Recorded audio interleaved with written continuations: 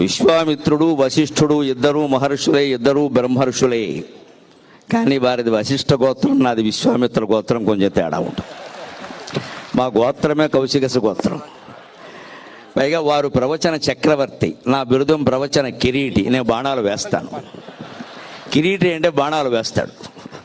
అంచేత నాకు ప్రవచన కిరీటి అని బిరుదం, వారికి ప్రవచన చక్రవర్తి అని బిరుదం. నిస్సందేహంగా చక్రవర్తి వారే ధర్మరాజు, నేనే అర్జునుడిని.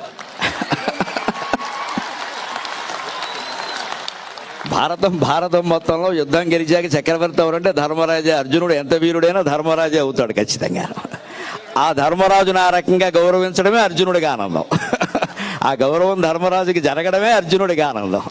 అందుకని వారు ప్రవచన చక్రవర్తి, నేను ఎప్పుడూ ప్రవచన కిరీటిని. ఈ రకంగానే తెలుగునాట 2 రాష్ట్రాల్లోనూ ప్రవచనం ఒక ప్రభంజనమై చైతన్యాన్ని నింపాలి అనేది నా ఆశ పూర్తిగాను.